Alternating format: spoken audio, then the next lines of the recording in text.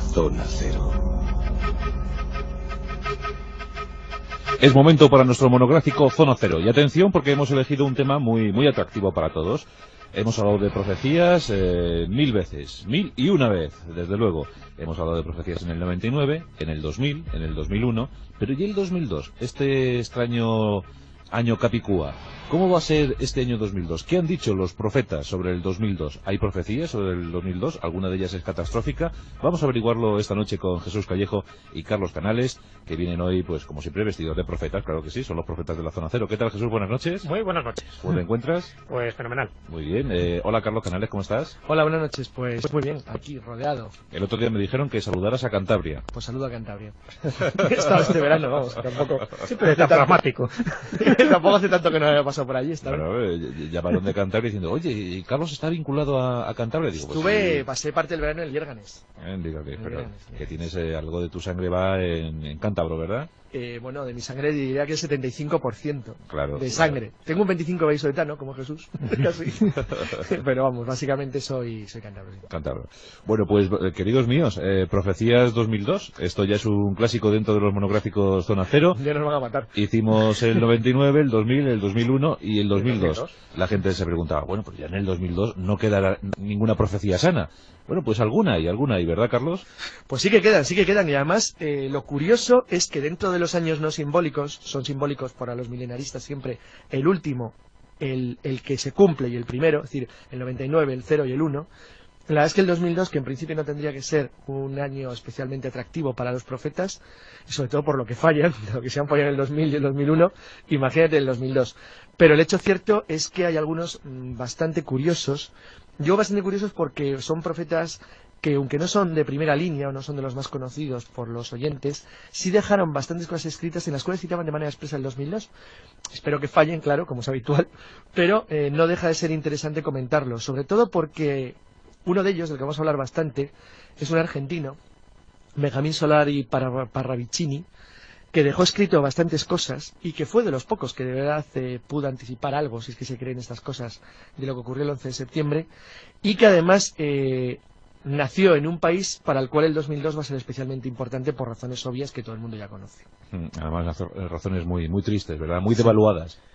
Sí, que él comentó además de una manera que, claro, nadie le podía creer, porque cuando él hace sus profecías, las principales, las primeras en los años 40, Argentina era poco más o menos que uno de las 6 o 7 países más ricos del mundo, entonces era algo inimaginable que bueno, luego leeremos alguna profecía de él referente a su propio país y es sorprendente. Por tanto, Jesús, Solari Parravicini nos ha llegado intacto al 2002. Sí, además hablaremos con cierta extensión de él porque, bueno, primero para mí es uno de los profetas más fascinantes que ha habido en el siglo XX, muy poco conocido, incluso para los propios argentinos, y que ha sido pues muy eficaz en muchísimas de las predicciones que él hizo, porque no era solo un vidente, sino que él hacía psicografías, donde con unos dibujos muy esquemáticos, pero muy precisos de lo que él quería vaticinar, añadía un pequeño texto, pues bueno, muy elaborado en relación a lo que se veía en el dibujo, de tal manera que la información es doble, es el dibujo en sí y el texto.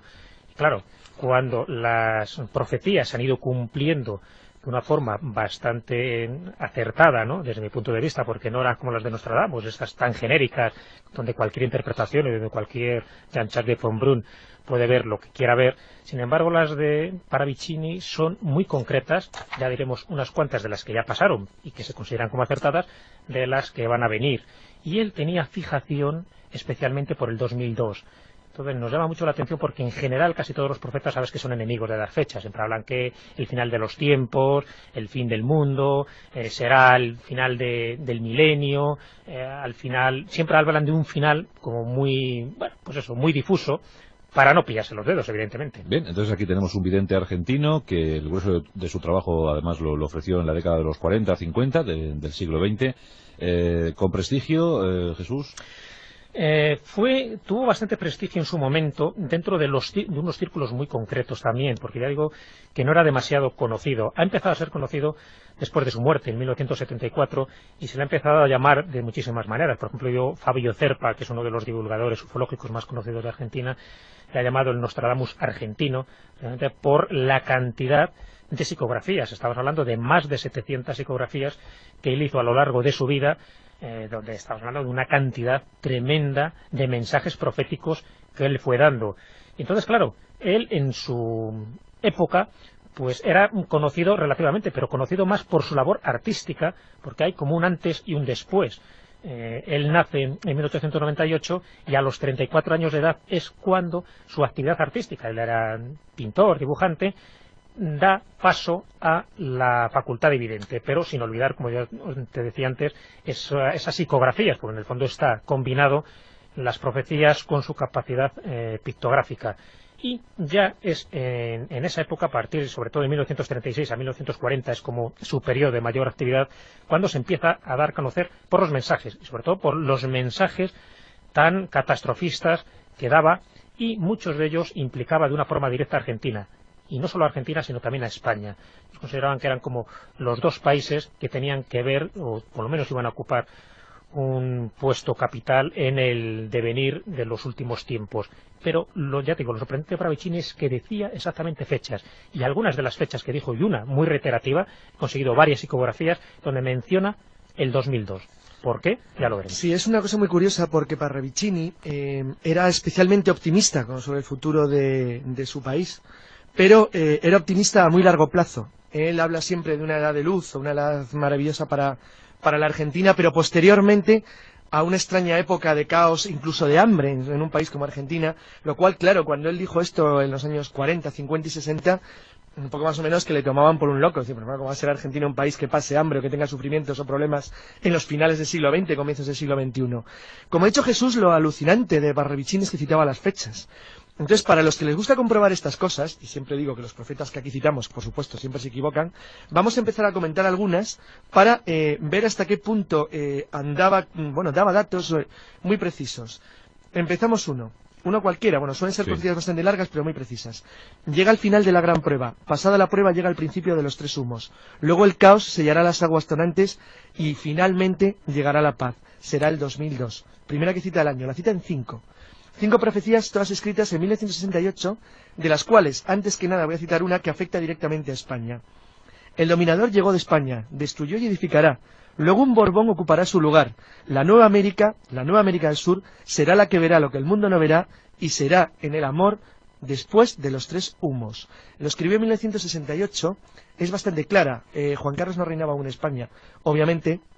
Y ahora veremos cómo en las profecías no son tan crípticas como las Nostradamus, sino que son interpretables con relativa facilidad. Jesús ha dicho otra cosa muy importante, y es que acompañaba sus profecías de pequeños dibujos, muy sencillitos, tipo cómic, muy simplones, pero muy claros.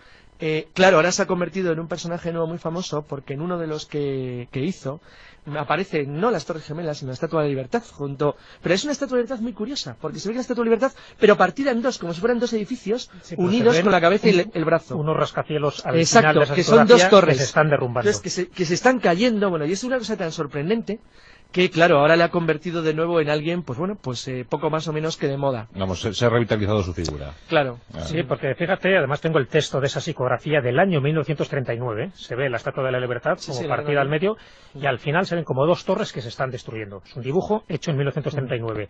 Y el texto que acompaña... Que está hecho a mano, ¿no? Sí, que está hecho a mano. Todos los textos estaban hechos a mano. Dice, la libertad de Norteamérica perderá su luz, su antorcha no alumbrará como ayer, y el monumento será atacado 2 veces. Toma ya. 1939.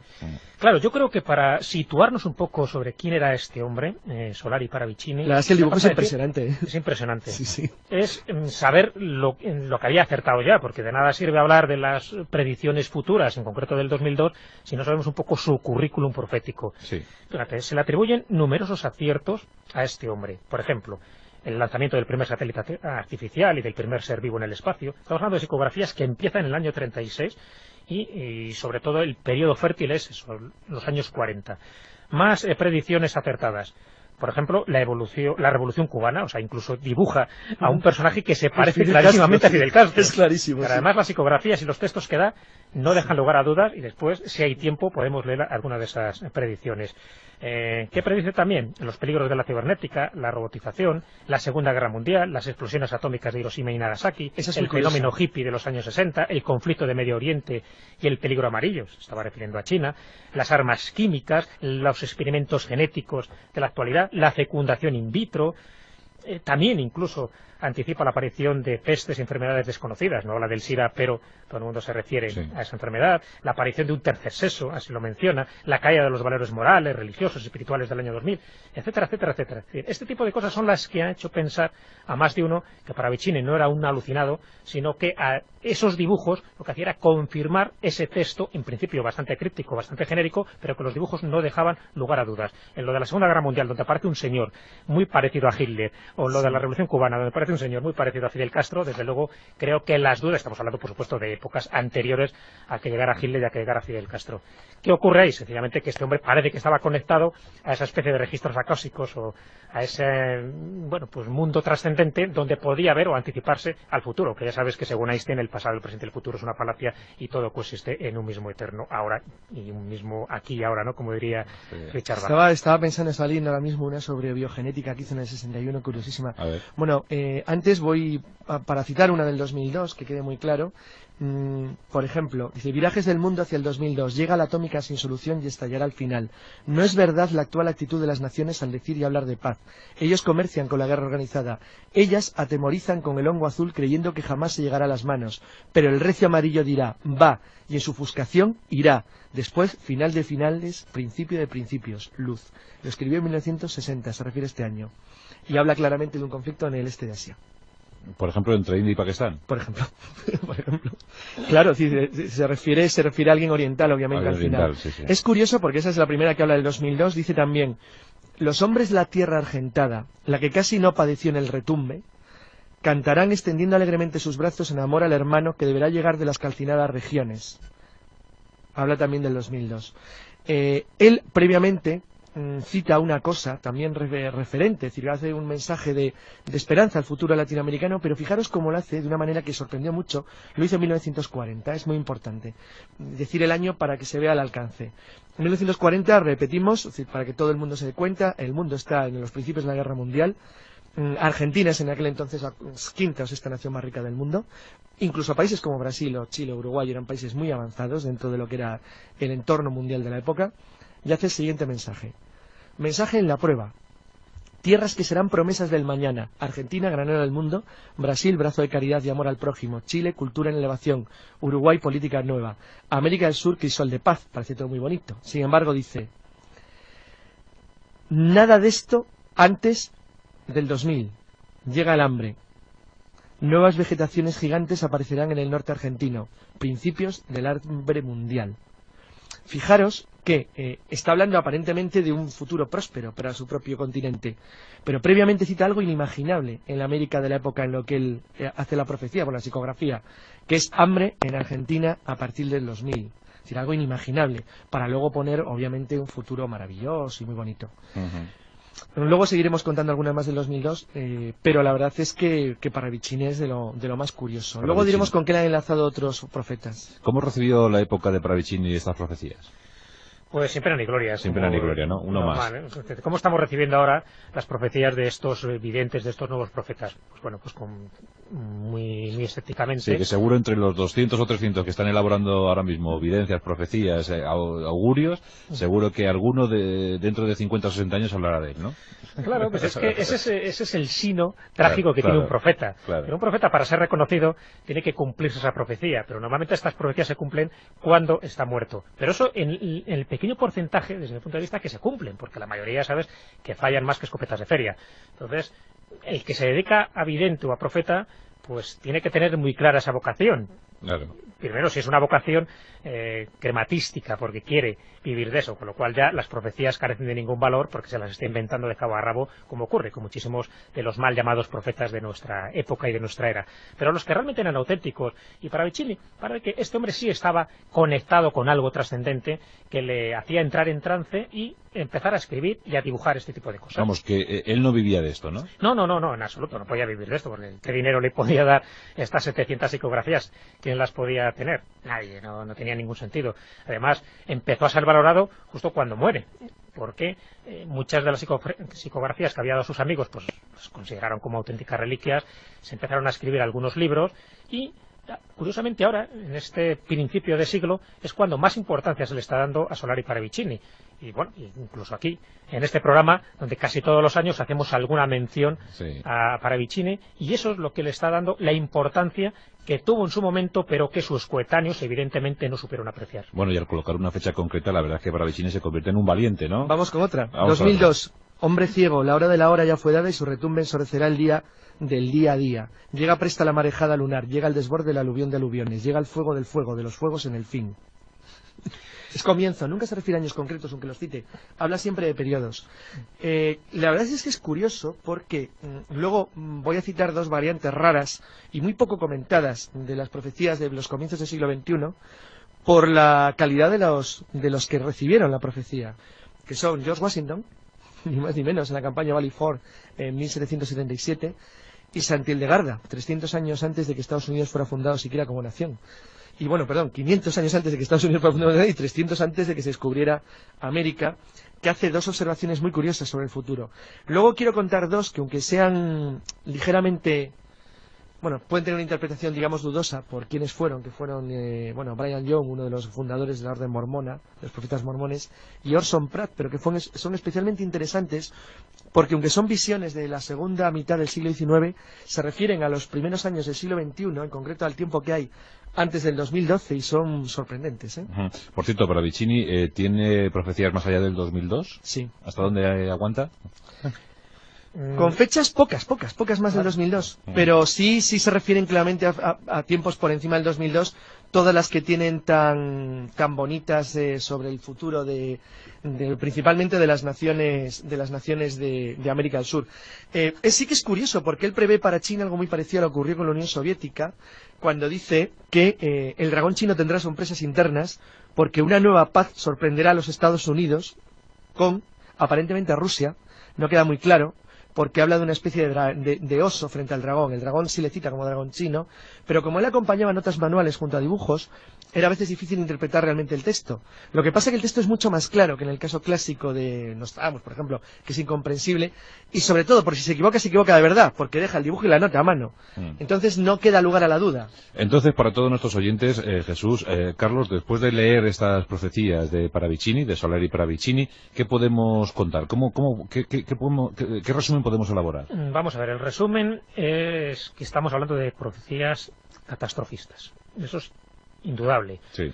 Muchas son de este carácter apocalíptico, no podemos referirnos a ellas, pero se está hablando de catástrofes naturales, habla de terremotos, de maremotos, de derretimiento de los casquetes polares, de las erupciones volcánicas, de cambio de eje de la Tierra, de inundaciones, etcétera, etcétera. O sea, nos presenta un panorama desolador a partir de ese 2002, pero sin cifrarlo en fechas muy concretas.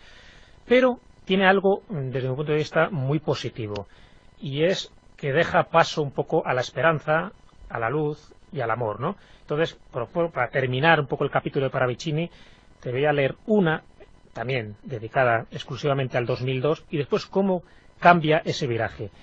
Dice, además, utiliza esa palabra, dice, virajes, hablando siempre, estamos hablando del 2002, virajes del nuevo mundo hacia un 2002. Llega la atómica sin solución y estallará al fin. Como ves, era bastante catastrofista. Él daba por hecho que iba a haber una tercera guerra mundial.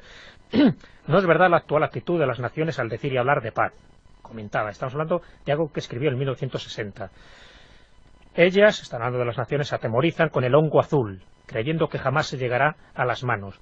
Pero el recio amarillo dirá, va, y en ofuscación irá. Después, final de finales, principio de principios, luz. Y termina diciendo en una psicografía también referida al 2002 que este año, el 2002, será el principio de la era de amor. Él sí ve muchas catástrofes alrededor de este año. Ojo, también anteriormente comentó, y de hecho el año pasado estuvimos hablando de las profecías del 2000 y también de 1999 y hablamos de Paravicini y se equivocó estrepitosamente, ¿vale? Sí. Estrepitosamente entre comillas. Es decir, no quiere decir que tampoco vaya a ocurrir este tipo de cosas en el 2002, que yo estoy convencido que no va a ocurrir nada, porque esa es la premisa que se da en todos los profetas.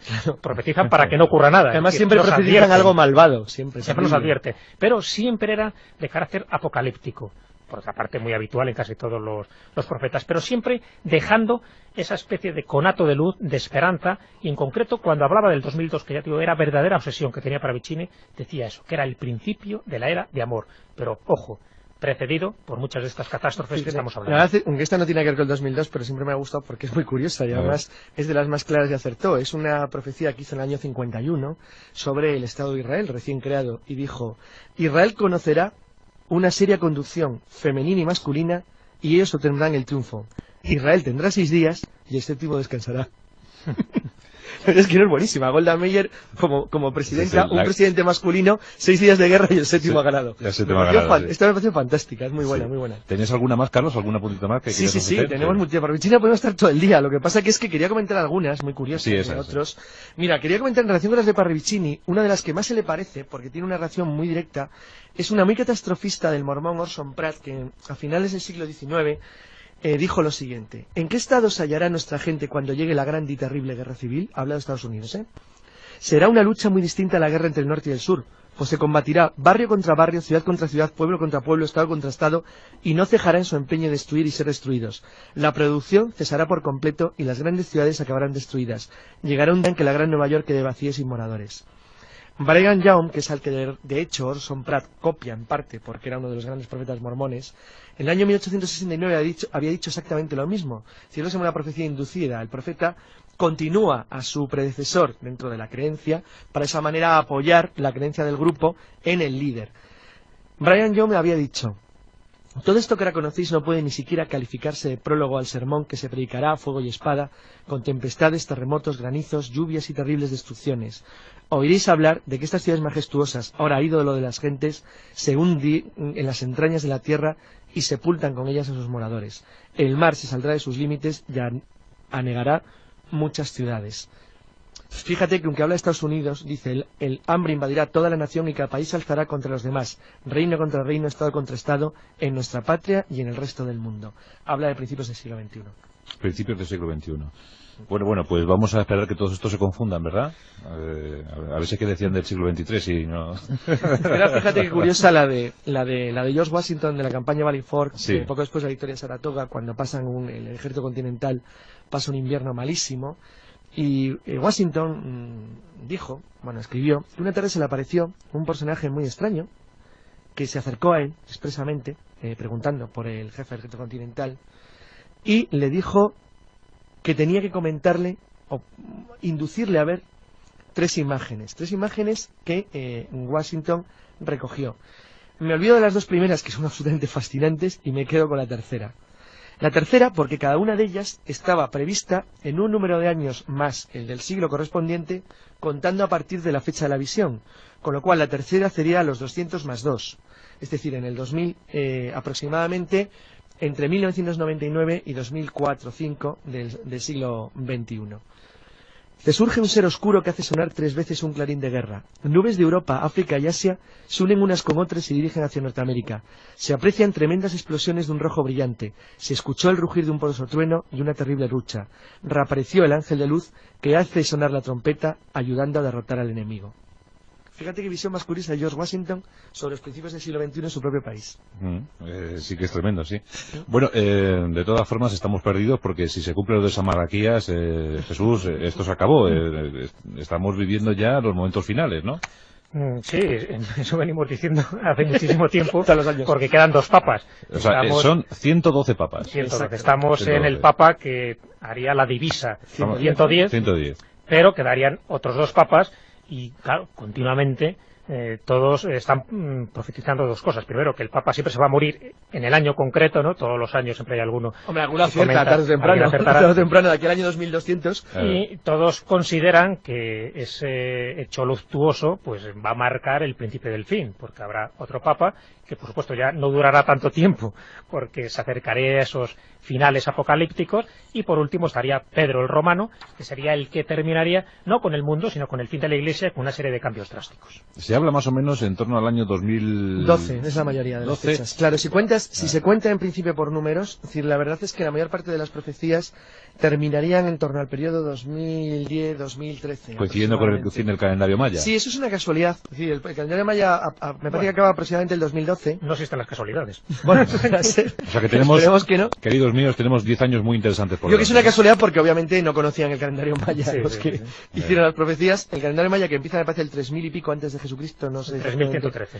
Y acaba el 2000, 2012. el 2012, la era cristiana, 2012. sin que se sepa muy bien por qué, sobre todo la fecha de comienzo. No tiene... Hombre, además sobre San Malaquías tengo una interpretación de von Brunn, como no, otra vez, no solo se limitó a interpretar las profecías de Nostradamus, sino también las de San Malaquías. Von Brunn es interesante, ¿sabes por qué? Porque se equivoca donde se equivoca el profeta, es ya fascinante. Y él alarga esa fecha final para el 2026, que hace un razonamiento, yo creo que bastante curioso, y os lo resumo rápidamente, ¿no? Él piensa que el final del mundo será en el 2026 por un cálculo. Dice que entre el inicio de los lemas empiezan en el año 1143 con el Papa Celestino II, y el año 1585, año en que empieza el pontificado de Sixto V, cuya divisa número 73 dice Assis Inmediatatis Signe. Él considera que eso es la mitad de las divisas, ese 73, y de ahí que tome como referencia a 1585, que es cuando empieza el pontificado de Sixto V. Bueno, pues el cálculo que hace es que entre esas dos fechas hay 442 años, que sumados a 1585 nos situaría en el año 2026, que von Brunn interpreta como el año de la destrucción de Roma y el año en que la Iglesia pasaría a tener como centro Jerusalén, y por supuesto con todo tipo de catástrofes, que correspondería con una de las interpretaciones muy subgéneres y particulares que hace de una de las cuartetas de Nostradamus, también aplicando el 2026 como la fecha final. Bueno, como ves, las interpretaciones incluso de los lemas de San Malaquías, que también son muy sugestivas, pues da para muchísimos juegos numéricos y bastante alucinantes. O sea que 2012, 2026, 2002 o 2004, da igual, no se van a cumplir. ¿Cómo será el siguiente papa? ¿Cómo será? Bueno, aquí tenemos que hablar de la gloria divisa, del olivo. Claro, que es, bueno, la divisa número 111 habla de Gloria Olivae, que es de la gloria del olivo, que correspondería, pues eso, al Papa que aún está por venir. Aquí solo podemos hacer especulaciones. De un país mediterráneo, claro. Bueno, aquí Carlos tenía una interpretación que creo muy que ya la lanzó... lanzó... fue en broma, que podía ser de Jaén, dije en broma. fue un guiño a Lorenzo, pero... No, también por el partido político donde y luego por el partido político de Italia, efectivamente, se llama la coalición El Olivo, claro. Y por lo tanto podía ser italiano. No, la verdad es que era un ejemplo divertido de que las profecías se puede opinar cualquier cosa, porque las profecías por esencia no son claras. Entonces, la gloria del olivo, pues eso, pues sí, no deja de ser divertido que hay una coalición italiana que está en el gobierno estos últimos años que se llamaba El Olivo. Pero claro, es que por eso luego decía en broma que por qué no podía ser si se llama El Olivo, que hay olivos. Dice que en cualquier caso siempre alguien va a poder ajustar la profecía a algo relacionado con el papa que sea elegido. Hombre, si eligieran con un ruso, pues quedaría raro. Pero vamos, que en principio alguien encontrará la forma de justificarlo. Quería contar la de Santa Hildegarda, pues bueno, quería contar la de Santa Hildegarda por la antigüedad, porque es una de las profecías más antiguas que yo conozco referentes al fin de los tiempos y desde luego 300 años antes del descubrimiento de América por Colón y desde luego, obviamente, mucho antes de que Estados Unidos existiese. Fijaros que dice que el final de los tiempos, o bueno, la gran catástrofe final, estará relacionada con un día en que surgirá una gran nación al otro lado del océano, habitada por gentes de diversas tribus y procedencias. Muchas naciones serán devastadas por terremotos y grandes oleadas de agua que causarán muchas plagas y desolación. Fijaos que habla de una nación de población de toda la gente del mundo al otro lado del océano. La verdad es que es curiosísimo. Esto a finales del siglo XII. efectivamente, y Hildegarda von Bingen no era precisamente una persona que hubiera recorrido el planeta en el Concorde, obviamente. Es decir, que vivía ahí la pobre encerrada o incrustada en un mundo relativamente reducido. No, pero escribía unos libros de botánica muy buenos. Una tipa curiosa. Y luego, para los que puedan creer en estas cosas, que esto sí que es difícil, el 27 de enero del 2002, dentro de unos días, va a producirse una conjunción planetaria de 8 planetas que formarán en el cielo una especie de estrella de David, símbolo del judaísmo, del aire y del fuego.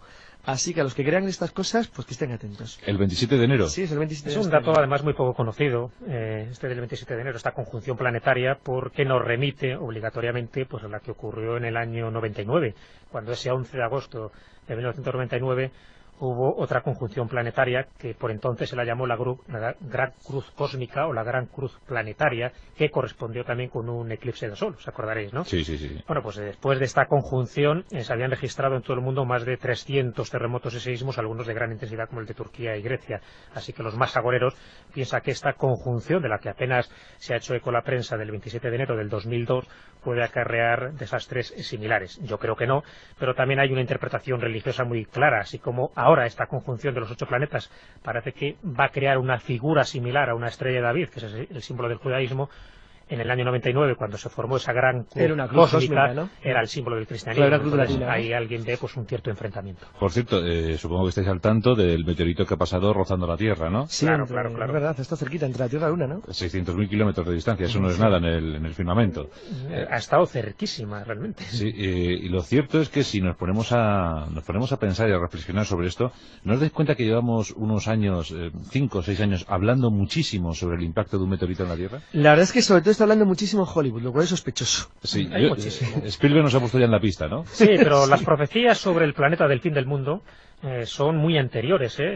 Son la mayoría, además. Hay muchísimas apariciones marianas cuyo mensaje era muy expresivo. De hecho, fíjate que tengo aquí recogidas un poco a la pluma varias cosas. Por ejemplo, la Virgen de Gide, en 1937, comenta en uno de los mensajes que el furor de las estrellas del infierno causará una devastación terrible. Esa devastación terrible se estaba refiriendo, según sus seguidores, a un astro que procedería del espacio. La Virgen de Bayside, en Estados Unidos, se refirió a una enorme esfera blanca llegada del cielo, una especie de bola de redención, como así fue interpretada, que por supuesto causaría grandes catástrofes. Y los videntes de Garabandal también comentaban un aviso de una cosa muy espantosa, cito textualmente, que se producirá en el cielo. Lo mismo ocurre con las apariciones del Escorial. Y lo mismo ocurre con los mensajes de los contactados, los que supuestamente están contactados con entidades extraterrestres, como Ramatis, donde él hablaba ya hace bastantes años que se acercaba a un planeta 3.200 veces mayor que la Tierra y que recorre una órbita que sigue, como no, 6.666 años alrededor de otro Sol. Y Joseph Ibrahim, Dino Kraspedon, cantidad de videntes que siempre han hablado de lo mismo, incluso han puesto nombre a ese supuesto planeta, astro, cometa que se acercaría. La Biblia ya lo puso, el Apocalipsis en concreto, que era Genjo, que significa amargo, pero los esoteristas y los contactados hablan de Hercólubus o hablan de otros nombres muy variopintos, muy significativos, pero siempre de lo mismo, de ese planeta del fin del mundo que se está acercando a pasos agigantados a nuestro planeta y que sería, al fin y a la postre, el que devastaría no solo el planeta, por supuesto, sino toda la raza. Dijo alguien hace un par de años, más vale que en lugar de apuntarnos entre nosotros los misiles, apuntáramos hacia el cielo. No debe ser tan fácil. Una cosa curiosa para los que vean que puede haber relaciones, que si hay o no hay relaciones entre los videntes y los sueños. Claro, el hecho es que hay tanta gente que avanza profecías que recopilarlas todas sería prácticamente imposible.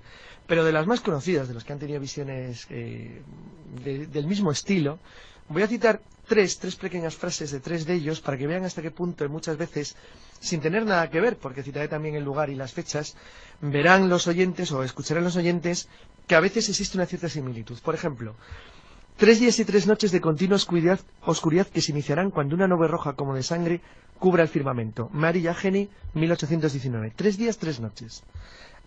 Vendrán sobre el mundo unas nieblas que durarán 3 días y 3 noches. Ana María Taigi, 1837. El mundo se oscurecerá, no salgáis de vuestras casas, las luces no alumbrarán excepto las velas, la corriente eléctrica no funcionará, el que respire el polvo de fuera sufrirá convulsiones y morirá. Después de 3 días todo habrá pasado. José Irmalier, Alemania, 1962. Todas citan el mismo periodo, el mismo tiempo, la misma forma. Son ligeras relaciones que cuando tú las juntas, bueno, pues te pueden dar el indicio de que las profecías en general, aparte de la catástrofe que avisa siempre Jesús, que se da teóricamente para que nunca se cumplan, siempre tiene un hilo de relación o de conducta que está muy relacionado pues con la numerología, con la magia clásica e incluso con las tradiciones y las costumbres. Sobrevivimos al año 1999, lo hicimos con el 2000, también el 2001. ¿Sobreviviremos en el año 2002? Eso ya depende del destino. Gracias, Jesús Callejo, gracias, Carlos Canales. Tened cuidado y iros por la sombra. Eso, y al tanto del 27 de enero. Exacto. Sobre todo siendo de noche como ahora. Por los hombres muy... Recordamos, próximo 27 de enero, conjunción planetaria, donde la forma hará entender o hará ver una especie de cruz judía. Sí, estrella de de